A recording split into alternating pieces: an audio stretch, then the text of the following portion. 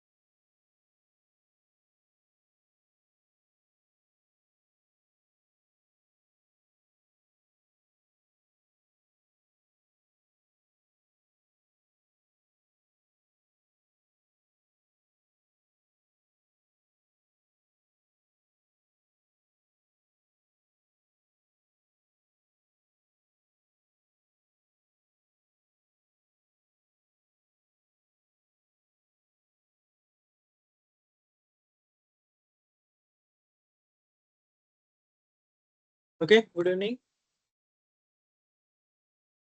आप सभी को। आई होप मेरा आवाज आप तक पहुंच रहा होगा। मैं थोड़ा स्क्रीन शेयर कर दूं आप सभी से।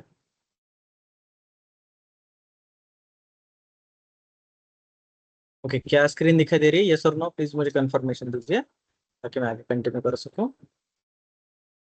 Yes sir. Thank you so much.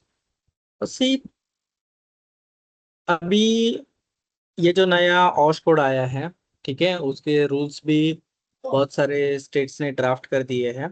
ठीक है, उसके बारे में मैं थोड़ा R&D कर रहा था, वेबसाइट्स ये कर रहा था, स्क्रॉल कर रहा था।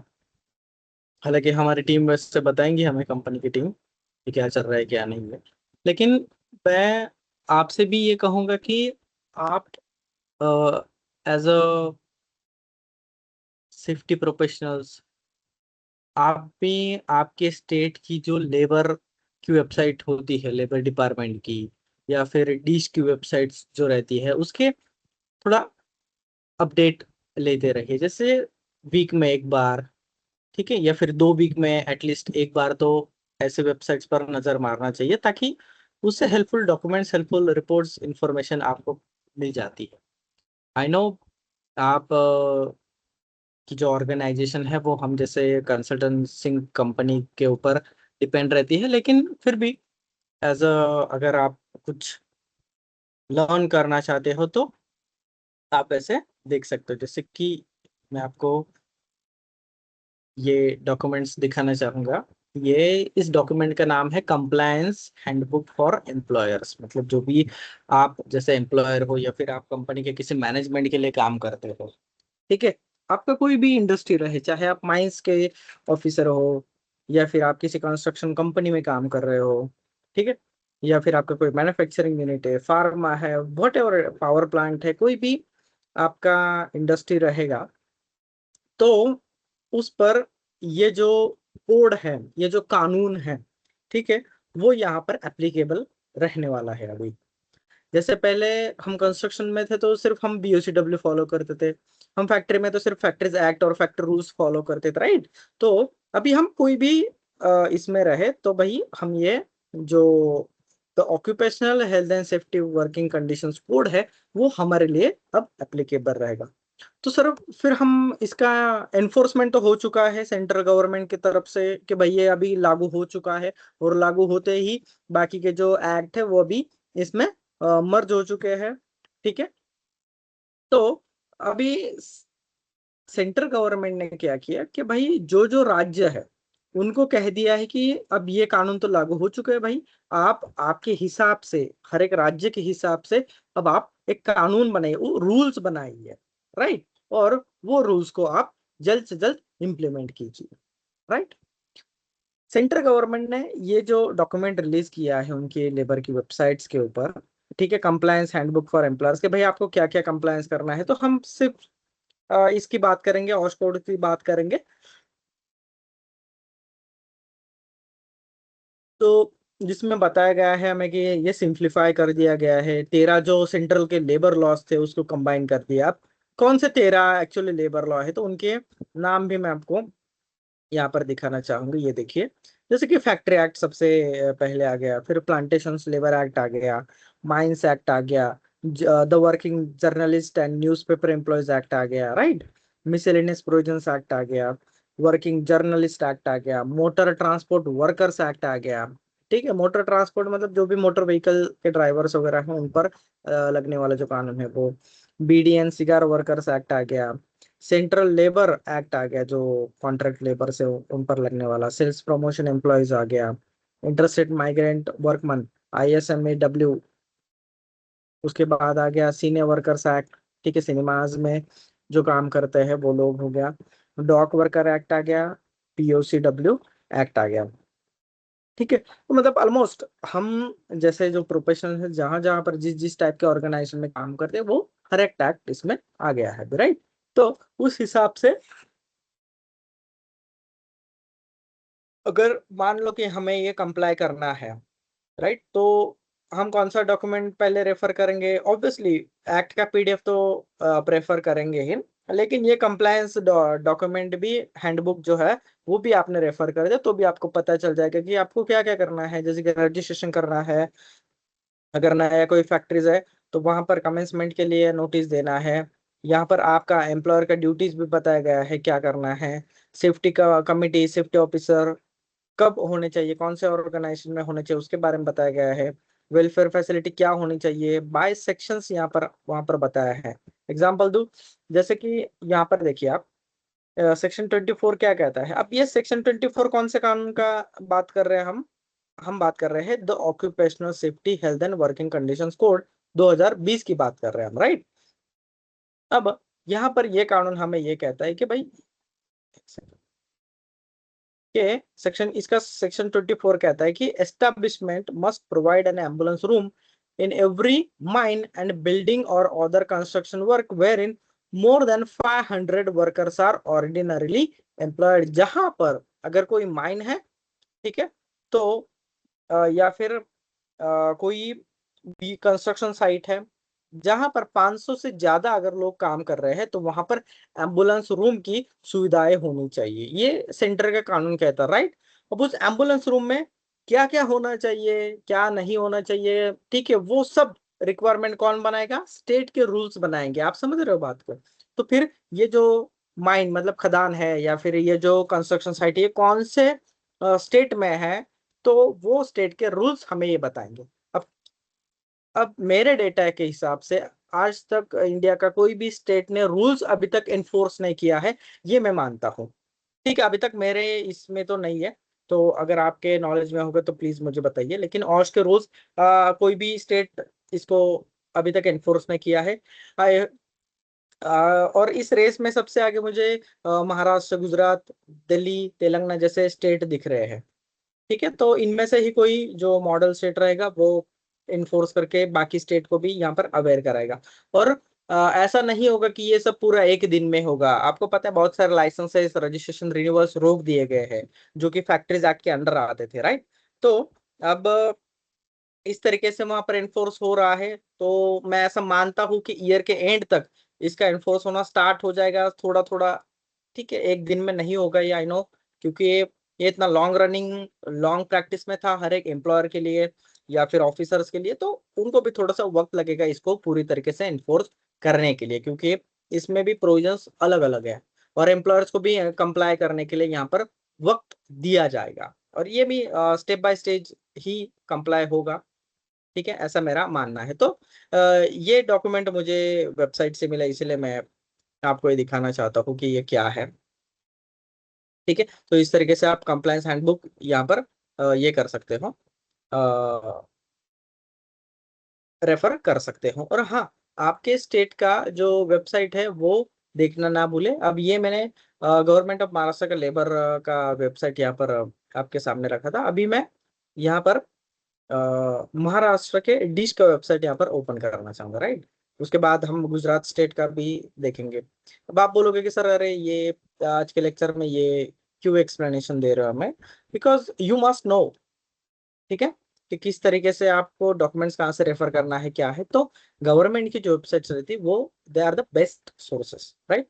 अब आप बोलोगे कि सर कभी कभी वेबसाइट से एक आध चीजें छूट जाती है, तो ये एनफोर्स होने के बाद आप ऑनलाइन देखते रहना कि किसी पब्लिशर ने बुक यहाँ पर रिलीज की थी, क्योंकि उसमें सारे सर्कुलर जीआर वगैरह सब ऐड करके यहाँ पर आपको दिए जाते हैं, राइट। अभी इसका तो वेबसाइट शायद ये हो चुका है। अब गुजरात डिस्ट्रिक्ट का वेबसाइट देखेंगे हम, right? या फिर आपके मन में कोई और स्टेट है तो उसका भी नाम बोलिए, मैं उसका भी वेबसाइट आपके सामने ओपन करके दिखाना चाहूंगा कि कौन से सेक्शंस को आपको यहाँ पर देखना है, right? ये देखिए, इस तरीके से यहाँ पर आप देख सकते हो। ठीक है, यूजफुल लिंक्स में अगर आप जाओगे या फिर बॉटम में जनरली देखोगे, ठीक है, इस तरीके से आपको ये सब मिल जाता है। ये देखिए, पॉश एक्ट रूल्स 2013, यहाँ पर एक्ट्स एंड रूल्स इम्प्लीमेंटेड, ये सेक्शन पर क्लिक करेंगे हम। ये देखिए, अभी तक फैक्ट्रीज रूल्स 1963 चल रहा है, एनवायरमेंट प्रोटेक्शन एक्ट। तो ये सारे रूल्स हैं और ये सारे उनके पीडीएफ भी हैं, राइट। यहाँ पर गुजरात फैक्ट्री रूल्स 2025 में ही अमेंडमेंट हुआ है, occupation health and safety audit से लेकर। तो ये भी यहाँ पर है। उसके बाद सेफ्टी ऑफिसर रूल्स रिस्पॉन्सिबिलिटी, इसका भी यहाँ पर अमेंडमेंट हुआ है, ये देखिए।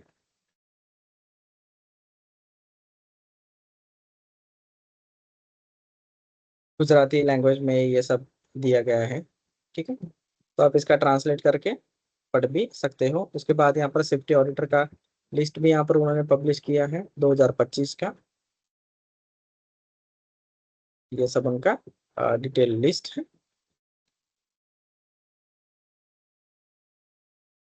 2025 में ही यहाँ पर आई थिंक 9 मंथ में ही ये था। उसके बाद उन्होंने रोक दिया है। उसके बाद नोटिफिकेशंस, ठीक है, फिर जीआरएस वगैरह ये सब देखना, और कुछ फॉर्म चाहिए तो वो भी यहाँ पर आप इस इंफॉर्मेशन के साथ देख सकते हैं। ठीक है, अब इनका हम ये ढूंढेंगे कि भाई जो ऑश कोड है, क्या इन्होंने रूल्स बनाया है क्या, तो वो हम देखने की कोशिश करेंगे। ठीक है, जो मैं आपको दिखा रहा हूँ क्या वो समझ आ रहा है, यस और नो? यस। समझ रहा है तो यस सर। ऑथेंटिकेशन वही वही रहेगा। ठीक है,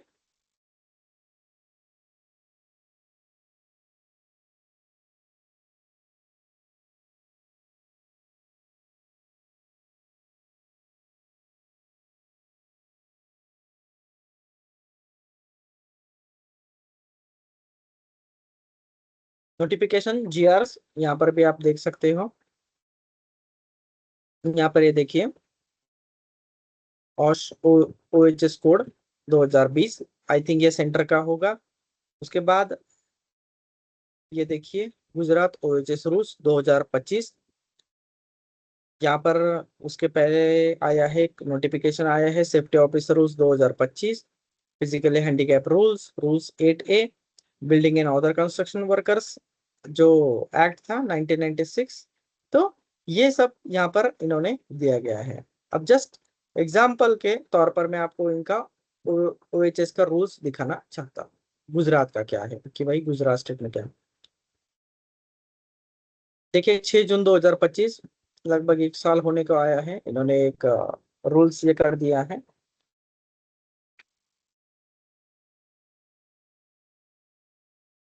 इस रूल को क्या कहा जाएगा, Gujarat occupational safety health and working condition rules 2025। यहाँ पर आपको जैसे पता है कि इस तरीके से डेफिनेशन सेक्शन 2 में आ जाता है सब, ये देखिए।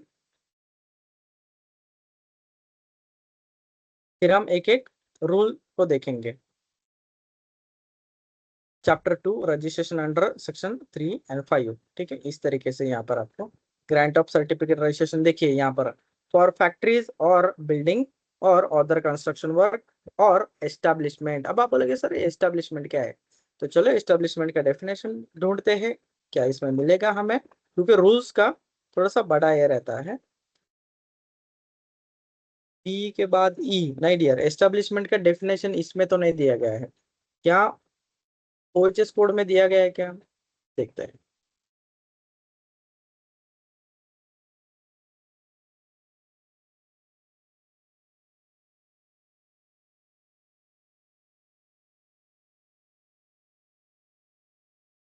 यस, ये दिख रहा है establishment means a place where an industry, trade, business, manufacturing occupation is carried on in which 10 or more workers are employed, और ठीक है ऐसी कोई भी इंडस्ट्री, ऐसा ट्रेड जहां पर ट्रेड हो रहा है, मतलब व्यापार हो रहा है, बिजनेस हो रहा है, मैन्युफैक्चरिंग की जा रही है या कोई व्यवसाय किया जा रहा है जहां पर 10 या उससे ज्यादा कर्मचारियों को, मतलब एम्प्लॉयज है अपनी लैंग्वेज में, ठीक है।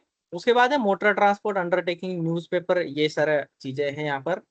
उसके बाद factories for the purpose of chapter 2 in which 10 or more workers are employed not withholding threshold of a worker provided in clause. मतलब क्या है कि यहाँ पर ऐसी फैक्ट्री जिसमें 10 या उससे ज्यादा लोग काम करते हैं, ऐसे ये सब। और यहाँ पर फैक्ट्री की डेफिनेशन भी दी गई है। तो ऐसे जगह को एस्टैब्लिशमेंट कहा जाएगा, ये सेंटर के इसमें दिया, कोड में दिया। अब ये है गुजरात का रूल। शायद अभी आप समझ गए होंगे कि मुझे क्या कहना है, कि किस तरीके से यहाँ पर चीजों को ढूंढा जाता है। सबसे पहले किसी भी कोड में क्या ढूंढना है एज अ प्रोफेशनल, कि भाई हमारी रिस्पॉन्सिबिलिटी क्या है। सेफ्टी ऑफिसर की बात नहीं करो मैं, ऑर्गेनाइजेशन की रिस्पॉन्सिबिलिटी क्या है वो हमें ढूंढना चाहिए यहाँ पर। आप समझ रहे हो बात को, ठीक है। तो ऑर्गेनाइजेशन का रिस्पॉन्सिबिलिटी क्या है, क्या क्या हमें प्रोवाइड करना है, ये सब चीजें यहाँ पर हमें देखनी चाहिए। Duties of employer and employees, ये देखिए जैसे कि annual health examination, appointment letter, what जो भी है यहाँ पर वो सब इसमें देना चाहिए। नोटिस ऑफ एक्सीडेंट्स तो ये भी देना चाहिए। तो ये सब रिस्पॉन्सिबिलिटी आपको पता होनी चाहिए। और आजकल अभी तो बहुत इजी होने वाला है, क्योंकि डिजिटल कंप्लायंस आने वाला है। डिजिटल कंप्लायंस का मतलब होता है कि आप इलेक्ट्रॉनिक लैपटॉप या फिर आपके कंप्यूटर पर बैठ के ही सारा चीजें कंप्लायंस फोटो वगैरह डाल के अपलोड कर सकते हो, ठीक है।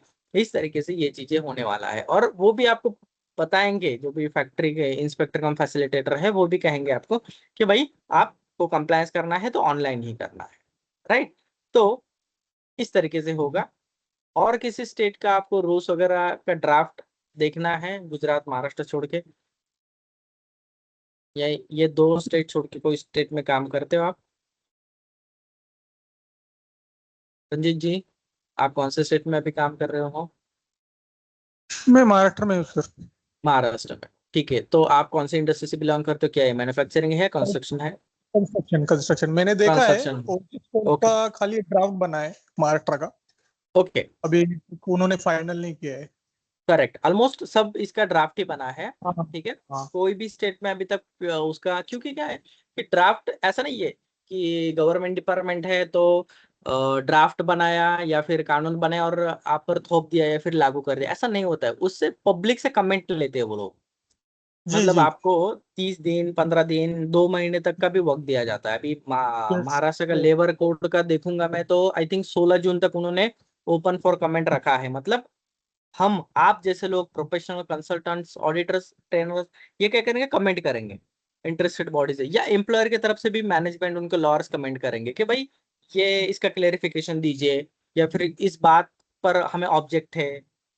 तो वो ऑब्जेक्शन ले सकते हैं, वो यहाँ पर इनपुट दे सकते हैं, फीडबैक दे सकते हैं। अब जब ये सब फीडबैक आएंगे या ऑनलाइन तरीके से दिया जाता है, तो ये कलेक्ट करके वो सोचेंगे और उस हिसाब से इसमें चेंजेस करेंगे। देन फाइनल जो ये रहेगा राज्यपाल की सहमति के साथ वो लागू हो जाएगा। राइट। तो इस तरीके से रहेगा। रंजीत जी, आपको आपका बीओसीडब्ल्यू का जो महाराष्ट्र का रूल्स मिला है वो वेबसाइट से मिला या किसी अदर सोर्सेस से मिला, ये बताओगे? सर शायद मैंने डिश के इससे लिया था। अच्छा, आपके ने डिश के वेबसाइट से लिया था। हाँ ओके, हाँ तो डिश के वेबसाइट पर बीओसीडब्ल्यू का भी है। ओके, ठीक है। हाँ। शैलेश जी, आप कौन से सेट में अभी काम कर रहे हो? आप भी महाराष्ट्र स्टेट से ही काम कर रहे हो, और क्या ये मैन्युफैक्चरिंग है या कंस्ट्रक्शन है? मैन्युफैक्चरिंग। मैन्युफैक्चरिंग। क्या आपने और रूल्स पढ़ा है या फिर थोड़ा बहुत आइडिया है? महाराष्ट्र की बात कर रहा हूँ मैं। नहीं सर, अभी तक तो नहीं देखा मैं। ओके, क्या आपके इंडस्ट्री में, आपके सर्कल में इसके इम्प्लीमेंटेशन की कुछ चर्चाएं हैं, क्या अपडेट है? नहीं सर, अभी तक तो कुछ नहीं है। अभी तक तो कुछ नहीं है। ओके डियर, चलेगा। विवेक जी, आप कौन से स्टेट में हो अभी? हाँ, मैं भी महाराष्ट्र में हूँ सर। ओके। हाँ, क्या आप मैन्युफैक्चरिंग से हो और या फिर कंस्ट्रक्शन? हाँ सर, मैन्युफैक्चरिंग में। मैन्युफैक्चरिंग। अब क्या आपने ऑश रूल्स पढ़ा है? नहीं सर। हाँ हाँ। थोड़ा बहुत। हम थोड़ा बहुत। प्रोडक्शन में ही देख, तो उसके बारे में कुछ पता नहीं अभी तक तो ज्यादा। या ऑश रूल्स के बारे में थोड़ा बहुत आपके सर्कल में चर्चा, या एनी अपडेट आपके मैनेजमेंट या किसी नहीं और की तरफ से? नहीं सर, हमारे इधर से तो अभी कुछ पता नहीं है। ठीक है। क्या अरुण और करण, आप में से कोई महाराष्ट्र छोड़ के दूसरे स्टेट में काम कर रहा है? नहीं सर, महाराष्ट्र में नहीं। काम कर रहा हूँ। I think almost we all are from Maharashtra. ठीक है, चलेगा। तो हमें बस महाराष्ट्र स्टेट के रूल्स यहाँ पर फॉलो करने हैं। मेरे पास उसका पीडीएफ आई थिंक 250 या कुछ पेजेस का वो हमारा थिंक रूल्स है उसका।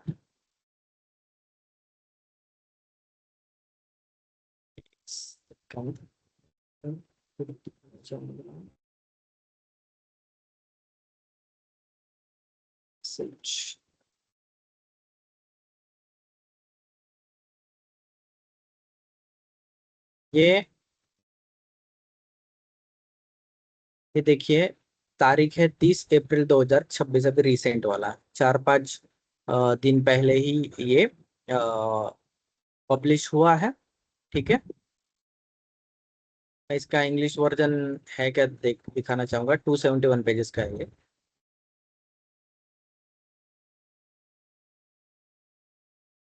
आई थिंक इसका रहेगा ही इंग्लिश में, बाइलिंगुअल रहता है जनरली।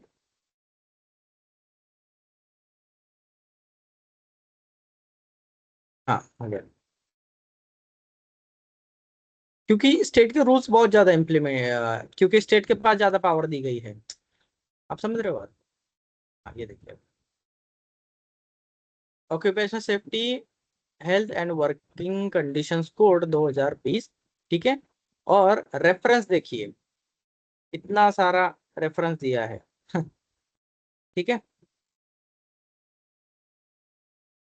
यहाँ पर शॉर्ट टाइटल क्या है? This rules be called Maharashtra occupational safety health and working conditions labour, in bracket labour rules sir 2026। Gujarat government का ही दिख रहा है अभी तक तो वो स्क्रीन पर। एक सेकेंड, एक सेकेंड, एक महाराष्ट्र सेकेंड। का नहीं दिख रहा है। Sorry, thanks for input. मैं आपको ये शेयर करना चाहूंगा, दूसरे ब्राउजर में था वो।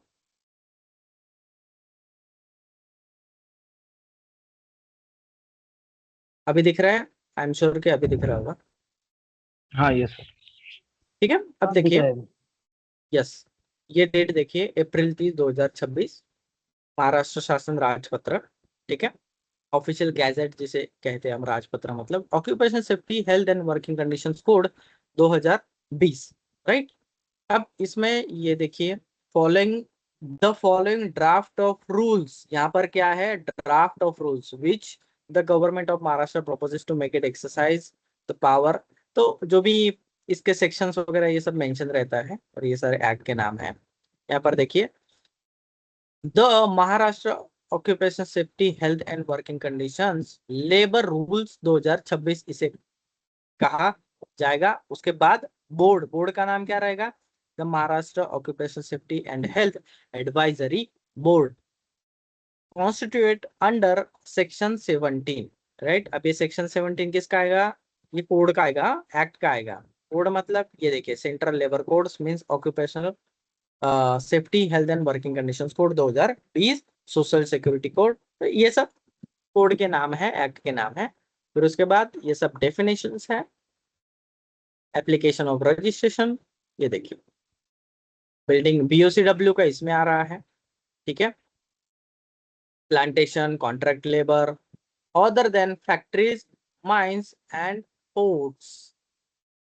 आप सोचेंगे कि सर, तो फिर फैक्ट्री का रजिस्ट्रेशन कहाँ, राइट। फैक्ट्री रजिस्ट्रेशन के लिए अलग से यहाँ पर रूल्स बनाए हैं। ठीक है, मैं आपको दिखाना चाहूंगा क्या वो रूल्स है क्या मेरे पास।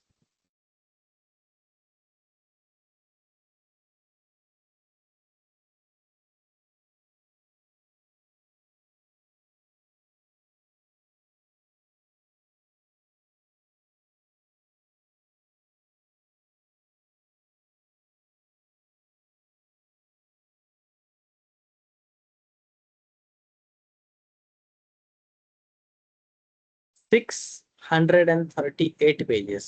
ओके, अब मैं इंग्लिश वर्जन की तरफ आपको लेके चलूंगा, ज्यादा वक्त ना लेते हुए।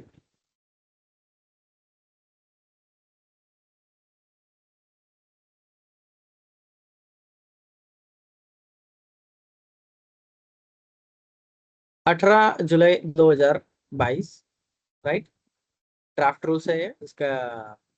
ये देखिए, this rules may be called Maharashtra occupation safety health working conditions code factories and ports 2022। आप समझ रहे हो, इस तरीके से ये रहने वाला है। ये देखिए, ये सब उसका डेफिनेशंस वगैरह है।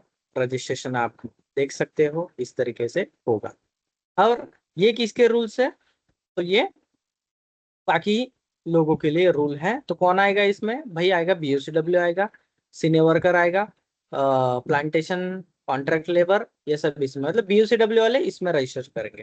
फैक्ट्री वाले उनके लिए अलग से रहेगा, भले डिपार्टमेंट एक ही है लेकिन रूल्स उनके लिए ये बने हैं, और बीओसीडब्ल्यू वालों के लिए ये बने हैं। तो इस तरीके से ये आपको एस्टेब्लिशमेंट या आपका रजिस्ट्रेशन, आपका कंप्लायंस, तो ये रूल्स देख के ही आपको फॉलो करना है, बाकी कुछ नहीं है। आई होप अभी आपको थोड़ा बहुत क्लैरिटी आ गया होगा कि किस तरीके से देखना है, कौन से इसमें देखना है मुझे। अगर मैं कंस्ट्रक्शन में हूँ तो ये वाला देखना है, अगर मैं फैक्ट्रीज में हूँ तो ये ड्राफ्ट रूल्स मुझे देखने हैं। ठीक है, सोचो 2022 में ही महाराष्ट्र स्टेट ने इसको रिलीज कर दिया था। ठीक है, लेकिन बाकी स्टेट्स का पेंडिंग था, इसलिए ये डिले हुआ है।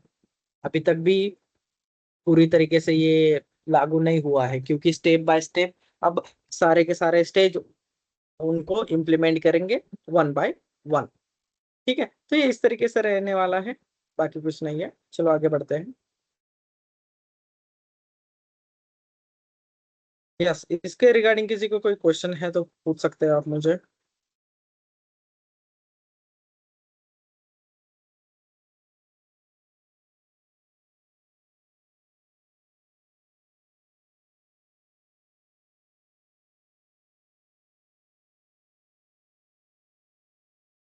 ठीक है, आज का जो हमारा 4th यूनिट है वो यहाँ पर हम देखने वाले हैं।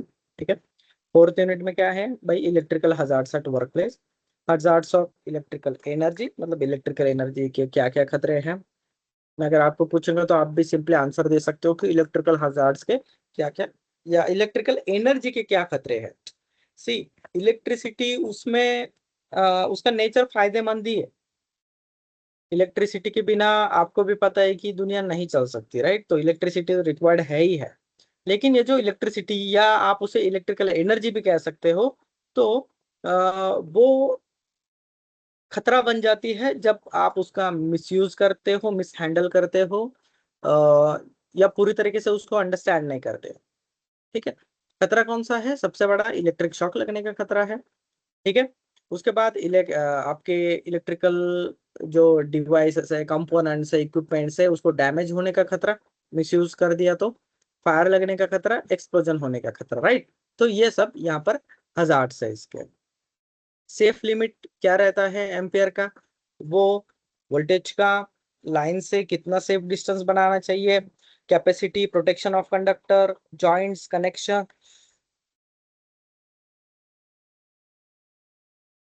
फिर पावर ऑफ कट ऑफ करने के क्या क्या तरीके होने चाहिए, ओवरलोड एंड शॉर्ट सर्किट से किस तरीके से बचना चाहिए, no load protections, earth fault protections, earth insulation and continuity test, earthing standard, protection against voltage fluctuations, type of protection for electrical equipment in hazardous atmosphere, hazardous area classification, criteria for selection, installation, maintenance, use of electrical equipment in hazardous area। फिर next topic आता है आपका static electricity. Yes, उससे खतरा ज्यादा बन जाता है जब वो एक्यूमुलेट होती है, राइट। और फिर वहां पर उसको अगर डिस्चार्ज के लिए कोई स्पेस मिल गया तो वहां पर स्पार्क वगैरह भी डेवलप हो सकता है, और उससे फायर, एक्सप्लोजन, इलेक्ट्रिक शॉक, या फिर आपके कंपोनेंट इलेक्ट्रिकल इलेक्ट्रॉनिक्स डैमेज होने के खतरे बढ़ जाते हैं। तो इसीलिए अगर आपने देखा होगा कि जो चिप मैन्युफैक्चरर है, या फिर जहाँ पर रिफाइनरीज वगैरह है, हाईली हजार्डस इंडस्ट्री है, तो वो स्टैटिक इलेक्ट्रिसिटी को लेकर बहुत ज्यादा सीरियस रहती है। उसके बाद इलेक्ट्रोस्टैटिक डिस्चार्ज। इलेक्ट्रोस्टैटिक डिसिपेटर्स होते हैं, उनका कंट्रोल किस तरीके से करना चाहिए, अर्थिंग, बॉन्डिंग, फिर recommended earthing resistance, lightning arrester, definition, lightning splash क्या होता है, स्ट्रोक्स क्या होता है, फिर एलपीएस। एलपीएस मतलब लाइटनिंग प्रोटेक्शन सिस्टम क्या रहता है, characterisation of health effects of lightning stroke.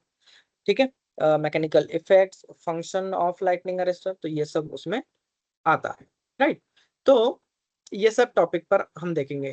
और आज हम सिर्फ नोट्स रेफर करने से अच्छा है कि हम जो क्वेश्चन आंसर है उस पर ज्यादा फोकस करेंगे यूनिट 4 के। ठीक है,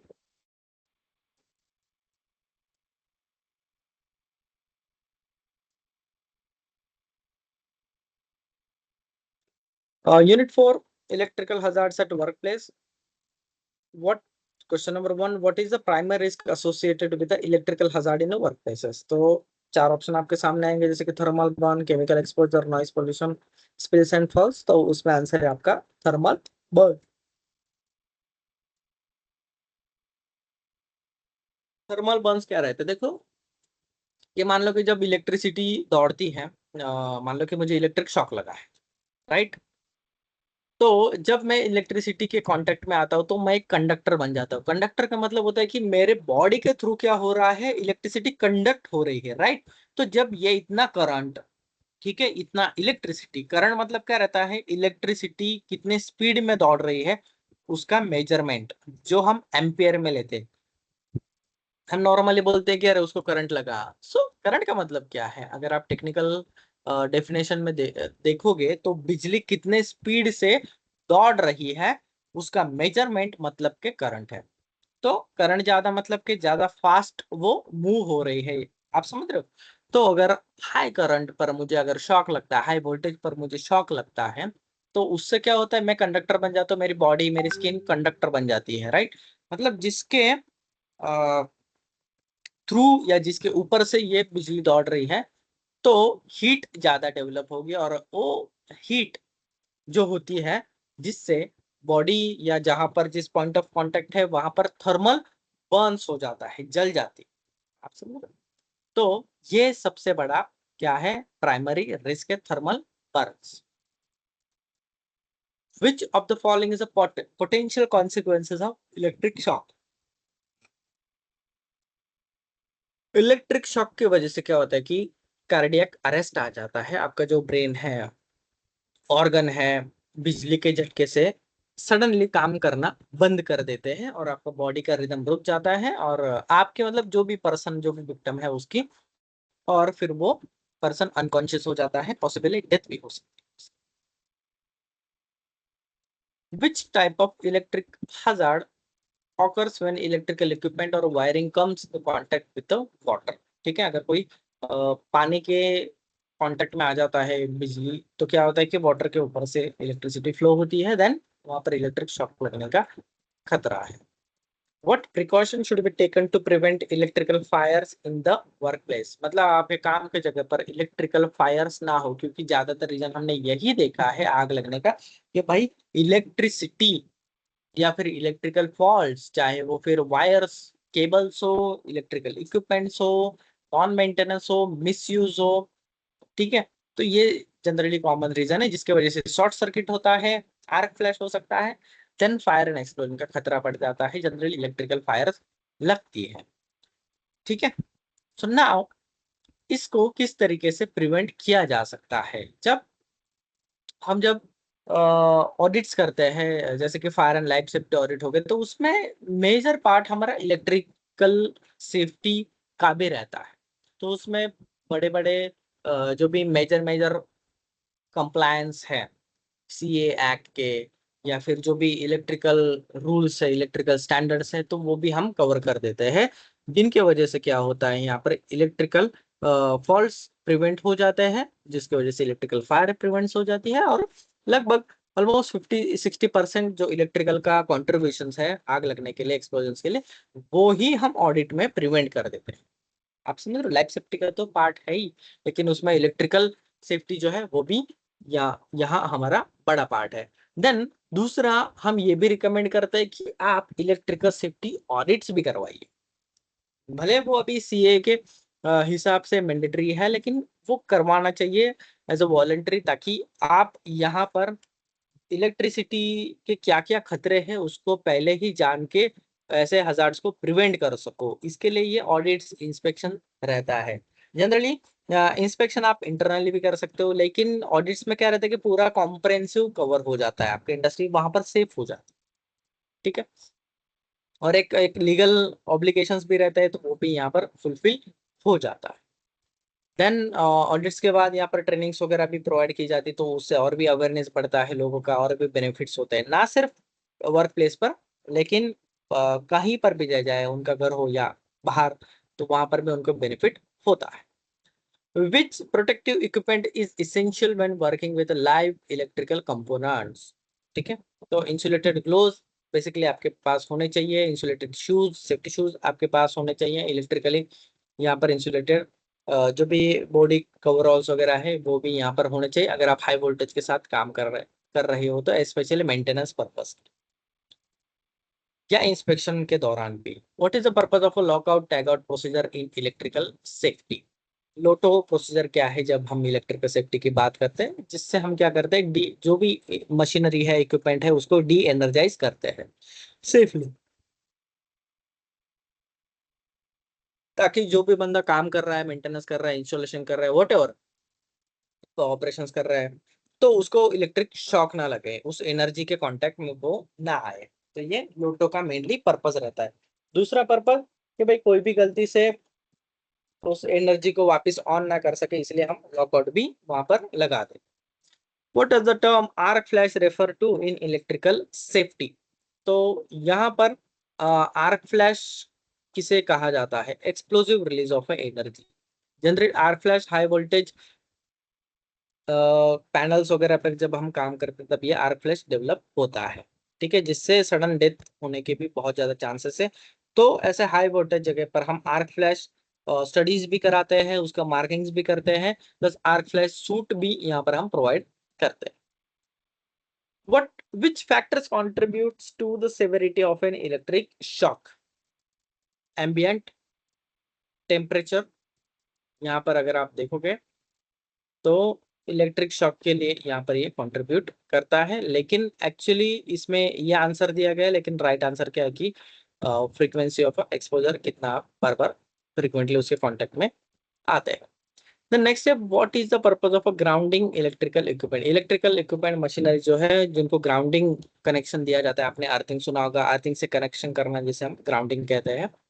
सो preventive electrical hazard, general static electricity को या फिर कोई भी आपके बॉडी में मशीन के इलेक्ट्रिकल के जो बॉडी में जो इलेक्ट्रिसिटी है उसको यहाँ पर डाइवर्जेंस के लिए ग्राउंडिंग किया जाता है। ठीक है।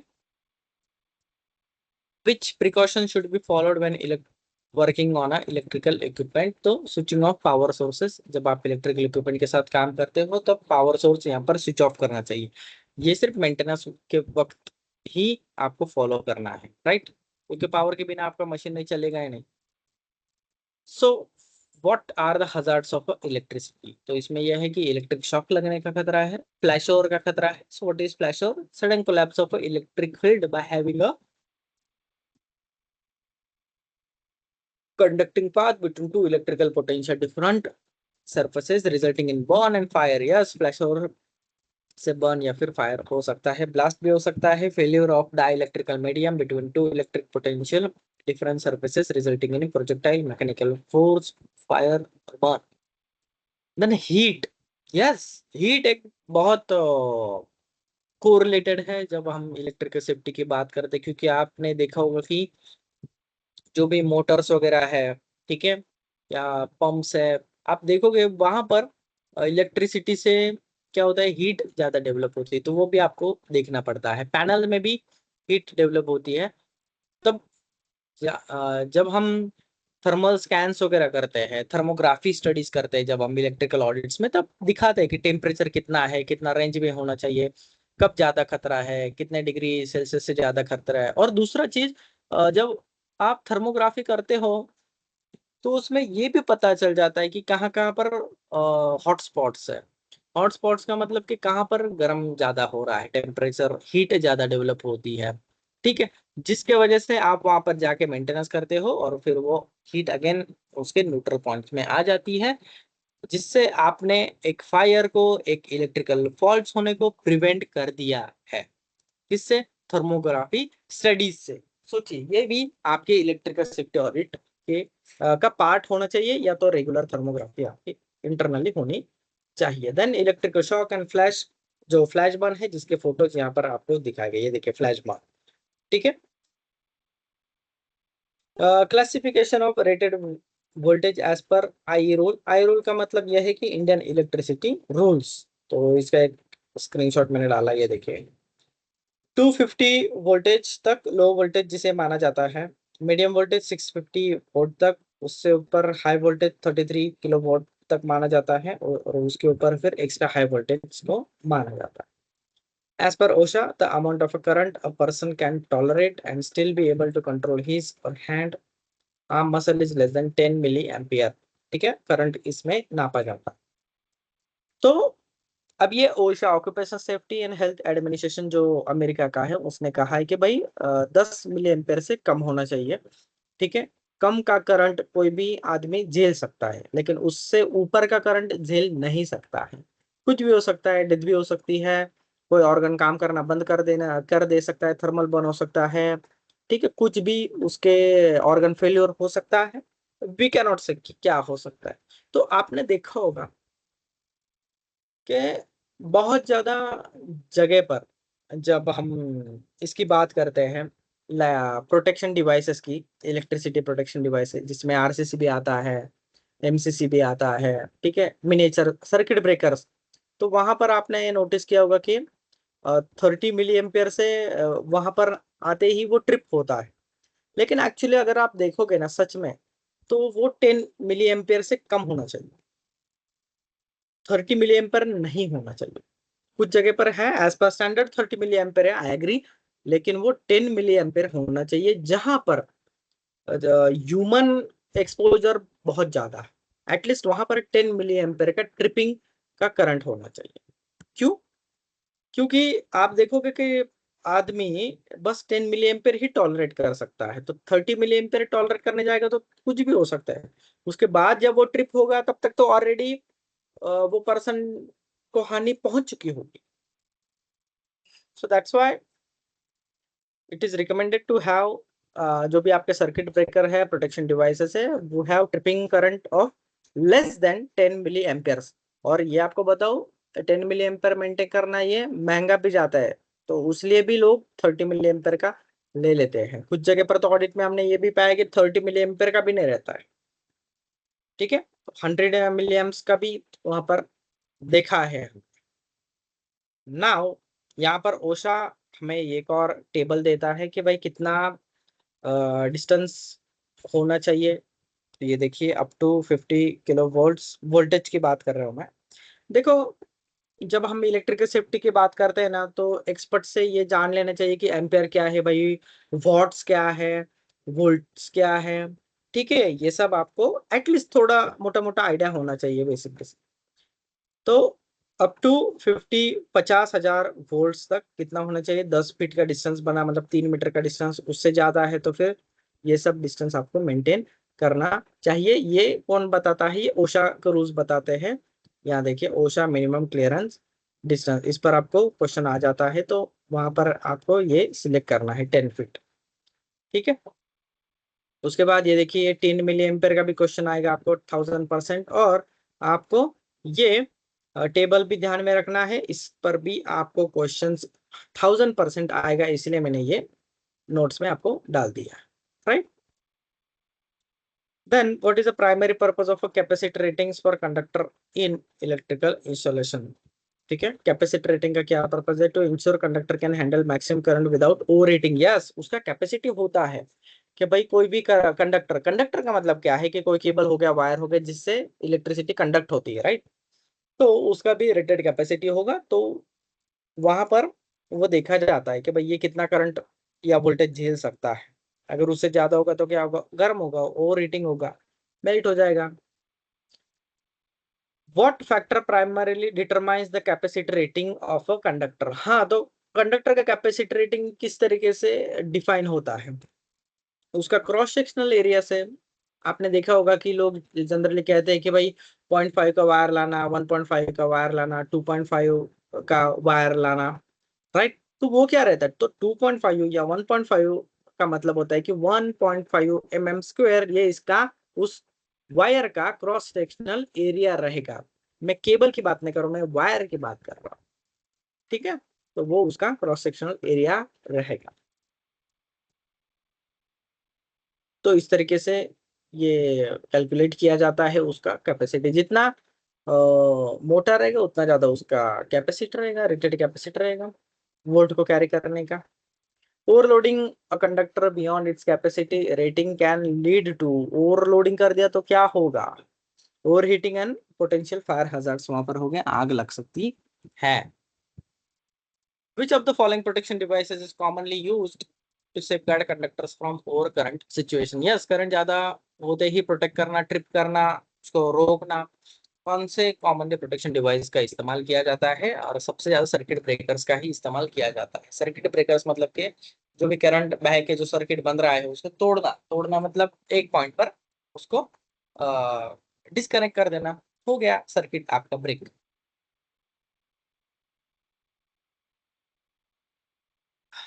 इन electrical system what is the purpose of a fuse? Fuse का मेन पर्पस क्या है कि to interrupt current flow in case of over current condition. Generally fuse एक वर्ड, फ्यूज होना मतलब कि वो उड़ जाना, यानी ब्रेक होना, मेल्ट हो जाना, ये फ्यूज का सही मतलब है। एक्चुअली उसका पर्पस ये था, फ्यूज में क्या रहता है कि जनरली एक रेटेड, एक कैलकुलेटेड, एक क्रॉस सेक्शन एरिया की तार रहती है जो दो कंडक्टर्स को यहाँ पर कनेक्ट करती है। राइट, तो होता क्या है कि जब ओवर करंट हो गया तो क्या होगा? ओवर हीट होगा और वो फ्यूज में जो लगी तार है वो मेल्ट हो जाएगी, ताकि आगे वो करंट नहीं जाएगा, वो इलेक्ट्रिसिटी फ्लो नहीं होगी, यानी कि करंट फ्लो इंटरप्ट किया जाएगा। इनकेस ऑफ ये कब होगा, लेकिन ओवर करंट के कंडीशंस में, ठीक है। लेकिन आजकल फ्यूज की जगह आप देख रहे हो कि सर्किट ब्रेकर्स ने ले ली है, ठीक है। What is the primary function of over current protection in electrical circuit? To limit the current flow to the safe level. Over current protection में क्या होता है कि जैसे कि सर्किट ब्रेकर्स हो गया, फ्यूज हो गया, उसमें जो भी करंट का फ्लो है वो सेफ लेवल तक ही यहाँ पर हो। अच्छा, मैं आपसे पूछना चाहूंगा कि आपके इंडस्ट्री में कहाँ कहाँ पर अभी फ्यूज का इस्तेमाल किया जा रहा है, प्लीज कोई बताएगा मुझे, कहाँ कहाँ पर आपने देखा है? हाँ रंजित।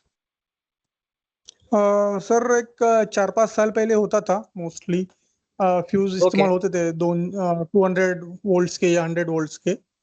करेक्ट। लेकिन अभी मोस्टली एमसीबी इस्तेमाल हो रहे हैं। अच्छा, तो कौन कौन से टाइप के सर्किट ब्रेकर्स आपके इसमें इस्तेमाल होते हैं इंडस्ट्रीज में? एमसीसी भी है, एमसी भी है, आरसीसी भी है। जैसे आपने बोला कि करेक्ट 10 मिली एम्पियर्स का, तो मैंने तो ये पहली बार सुना है। हमारे इधर 30 मिली एम्पियर्स का ही इस्तेमाल होता है। करेक्ट करेक्ट, कॉमनली और हर जगह पर इंडियन स्टैंडर्ड के हिसाब से 30 मिली एम्पेयर है। यस, मैंने पहली बार सुना है ये ओके। 10 मिली एम्पियर्स का। और वो अपने जो इंडियन डिवाइसेस जो है पावर टूल्स, वो उतने ये भी नहीं है कि कॉम्पैक्ट के उतना करंट फ्लो वो सहन कर सके। मतलब थोड़ा भी लीकेज हुआ तो वो तुरंत ट्रिप मारेंगे। तो वो एक वर्किंग का प्रॉब्लम है कि अगर हमने 10 मिली एम्पियर्स का लगा दिया तो ये बार बार ट्रिप होगा। ऐसा भी आप होता है। रंजित जी, ये सिर्फ आपका नहीं है, ये हर एक इंडस्ट्री में मुझे ये कंसर्न आता है या क्वेश्चन पूछा जाता है हाँ, कि सर 30 सर मिली क्या होता एम्पेयर है। हमें बहुत हाँ, प्रॉब्लम देता है। हाँ, वो कहते हैं कि सर 30 मिली हाँ। एम्पेयर से बहुत बार ट्रिप हो जाता है हमारा डिवाइसेस, राइट? इसके लिए सर हमको तो बहुत लड़ना पड़ा है बहुत, ये 30 मिली एम्पियर के लिए। यस। और हम मुझे अच्छा अभी मुझे, जो मैं ऑर्गेनाइजेशन में हूँ ना सर, हाँ, उसमें लगभग 1-1.5 साल लगा था मुझे कि आप 30 मिली एम्पियर के लगवा दो। आरसीसीबी देते ही नहीं थे। लगभग 1-1.5 साल हमने फॉलोअप लिया, तब आरसीसीबी और रबरमैट हमको मिले हैं। नहीं तो उससे अच्छा पहले मुझे, खाली एमसीबी। हाँ। ओके। अच्छा रंजित जी, जब आरसीसीबी से पहले एमसीबी था तो उनका रे कैपेसिटी क्या था? वो 60 एम्पियर, 30 एम्पियर के या 25 एम्पियर के रहते हैं। ओके, अब मुझे हाँ, तो वो बताइए मतलब जब वो आप, पावर टूल्स के लिए, पावर टूल्स या साइट साइट यूज के लिए। ओके, हाँ, तो अच्छा, वो तो ओवरलोड के लिए प्रोटेक्शन करेंगे आपको। वो तो आपको ठीक, इलेक्ट्रिशियन के लिए वगैरह नहीं बचाएंगे। हम्म। वो अभी खाली आजकल एमसीबी इस्तेमाल करते थे। करेक्ट, अभी मैं कुछ कंस्ट्रक्शन साइट पर ये भी देखता हूँ कि लोग एमसीबी को as a power on off switch की तरह भी इस्तेमाल करते हैं। कुछ शायद आपका भी एक्सपीरियंस होगा, कुछ डिवाइसेस के लिए MCB power supply on off के लिए भी इस्तेमाल किया जाता है, ठीक है। अच्छा मुझे बताइए, जब आपने इतना बड़ा फाइट करके कन्विंस किया मैनेजमेंट को कि 30 मिली एम्पर का होना चाहिए, तो उसके बाद आपका एक्सपीरियंस कैसा रहा आफ्टर इंस्टॉलेशन, कि क्या क्या पहले दिक्कतें तो आई कुछ आपको? दिन हाँ, पहले तो कुछ दिन बहुत सारे पावर टूल्स जो है वो बार बार ट्रिप होने लगे। तो पहले हम्म, इलेक्ट्रिशियन को भी नहीं समझ में आता था क्यों हो रहा है। तो हमने, लेकिन ये काम कर चुके थे हम प्रीवियस कंपनीज में। तो फिर हाँ, हम उनको टेक्निक बताते थे कैसे फॉल्ट ढूंढना है। अगर ओके, समझो सब डीबी है, उसमें ट्रिप हो गया, हाँ, उसमें बहुत सारे डिवाइसेस लगे हैं। तो पहले ओके, क्या पूरा सप्लाई बंद करना है, फिर एक एक चालू करना है। जो ट्रिप वो जो ऑन करने के बाद फिर ट्रिप हो रहा है तो उसका मशीन खराब है। तो ऐसे समझ, करके वो फिर उनको कन्विंस करना पड़ा कि आपका भाई आपका मशीन खराब है या केबल खराब है इसमें, इसलिए बार बार ये ट्रिप हो रहा है। तो ये करते करते फिर अभी बहुत हद तक कंट्रोल है। अच्छा। तो अभी ट्रिपिंग का केसेस कितना फ्रिक्वेंटली आता है तो आपको? नहीं, अभी नहीं आता है, अभी मोस्टली नहीं अभी आता नहीं क्योंकि आता, अभी सब सब जगह इंडस्ट्रियल वो मेल फीमेल सॉकेट इस्तेमाल करते हैं। करेक्ट करेक्ट, सब पैनल के भी क्वालिटी बढ़ गई है। पहले अभी डोमेस्टिक स्विच बोर्ड तो पूरे तरीके से बंद हो गए हैं। पहले एक 7-8 साल पहले वो इस्तेमाल करते थे अच्छा, डोमेस्टिक स्विच बोर्ड्स। ओके, फिर इंडस्ट्रियल चालू हो गए, फिर थोड़े से आईपी टाइप चालू हो गए। करते करते थोड़ा सा इम्प्रूव हो रहा है इलेक्ट्रिकल सेफ्टी में। चलो ठीक है। आईपी का रेटिंग कितना रहता है आप? 55, 60? हाँ, 55 है सर, 55 है। 55 रेटिंग आपने रखा है, ओके, चलो गुड, हाँ। ओके। शैले जी, आप कुछ ऐड करना चाहोगे? आपके यहाँ पर कैसा है? रेटिंग 30 मिली एम्पर चल रहा है। इलेक्ट्रिकल सेफ्टी में आप क्या क्या देखते वो सर 30 mA का है या 10 का, वो तो मेरे को कंफर्म मालूम नहीं है सर। हो? अच्छा, ठीक है, ओके, नो प्रॉब्लम। विवेक जी।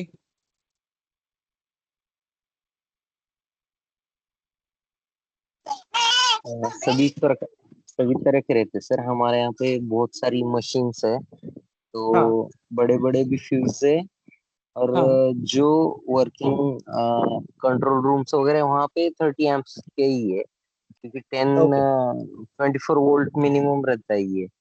तो अच्छा, उसके बारे में थोड़ा ज्यादा नहीं मालूम हम, लेकिन हर प्रकार के है फ्यूजेस। ठीक। अरुण जी।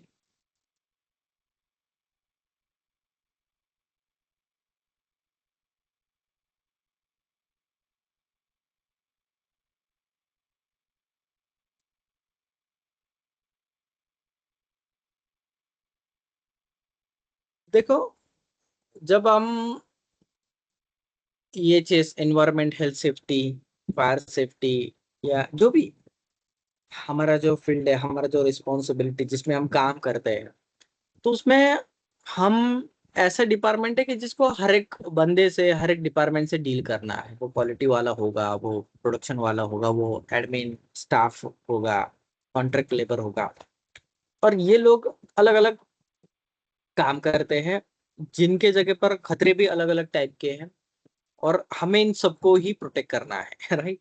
कोई भी एक्सीडेंट मिसहैप नहीं होने देना। तो मैं मानता हूँ कि हमें, हम सारे के सारे फील्ड के एक्सपर्ट नहीं बन सकते। मान लो कि मैं इलेक्ट्रिकल का एक्सपर्ट हूँ तो मैकेनिकल नहीं बन सकता, मैं मैकेनिकल एक्सपर्ट हूँ तो मैं केमिकल का नहीं बन सकता हूँ। मैं एग्री करता हूँ इस बात से, लेकिन हमें हर एक फील्ड का, जैसे कि इलेक्ट्रिकल का, मैकेनिकल का, वट एवर, जो भी ऑपरेशन से, जो भी खतरों से हम डील करते हैं, जिस काम करते हैं, उसका थोड़ा minimum basic knowledge, basic information होना चाहिए। अब ये कैसे मिलेगा?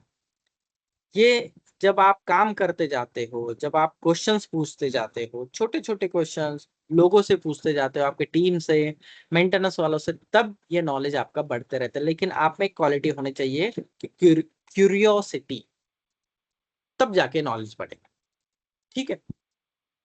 और फिर तब जाके आप सही मायनों में एक्सपर्ट बनोगे आगे जाके, वरना आप बस काम कर रहे हो, नौकरी कर रहे हो, चले जा रहा है, लेकिन हाँ, आप अपडेट नहीं करोगे खुद को तो पीछे रह जाओगे। तो इसीलिए मैं कह रहा हूँ कि हर एक फील्ड का थोड़ा थोड़ा नॉलेज आपको होना चाहिए, लेकिन सबसे पहले आप आपके काम में, आपकी जिम्मेदारी में एक्सपर्ट होने ही चाहिए।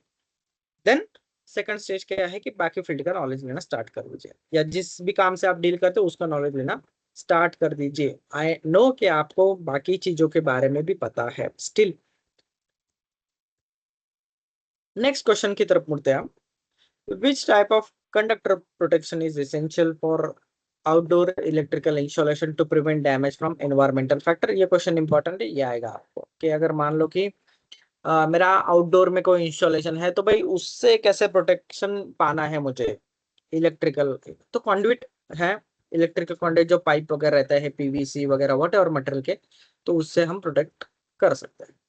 नेक्स्ट है insulation on electrical conductor serves primarily to, electrical conductor जो रहता है, ठीक है, जिसके ऊपर इंसुलेशन रहता है रबर का वगैरह, ठीक है, तो वो क्यों दिया जाता है, उसका मेन पर्पस क्या है? तो मेन पर्पस ये है कि इलेक्ट्रिक शॉक ना लगे किसी पर्सन को या किसी लिविंग थिंग को।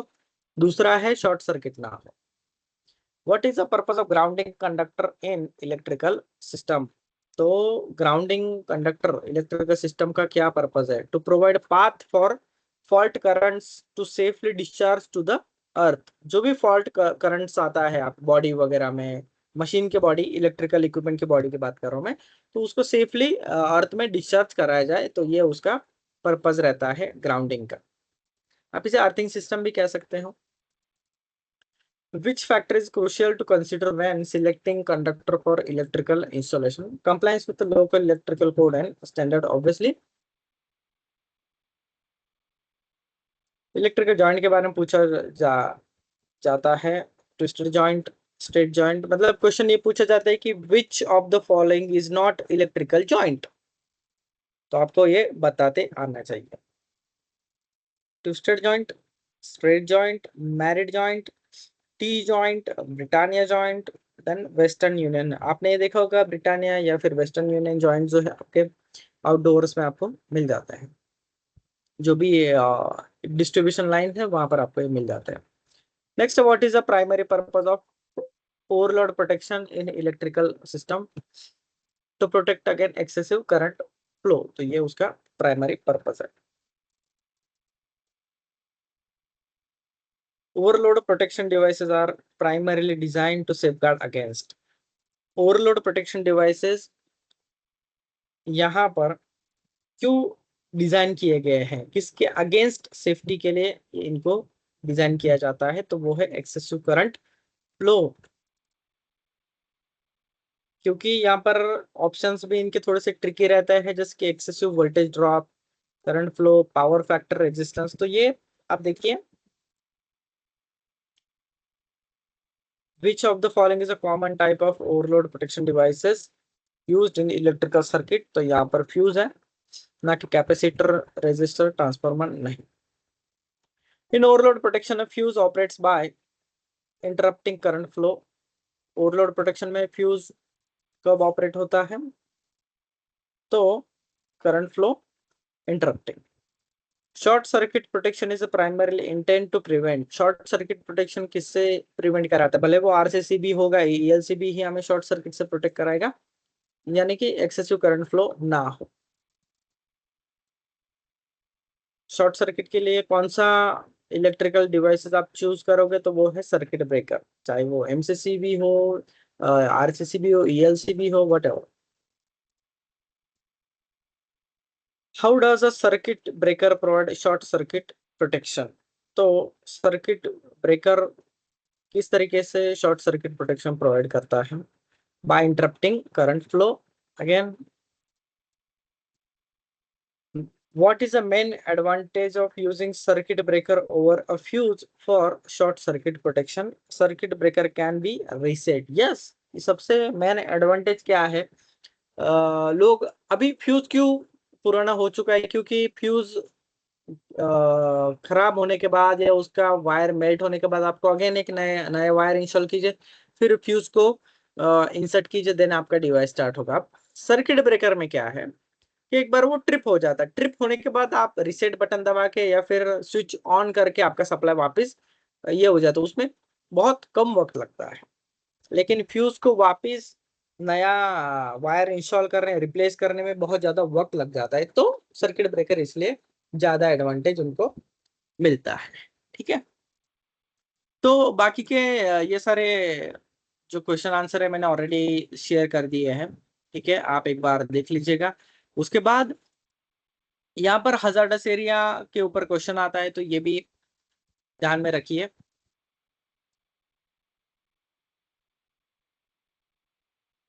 यहाँ पर हजार्डस एरिया क्लासिफिकेशन, फिर स्टैंडर्ड्स दिए गए हैं, ये सब देखिए।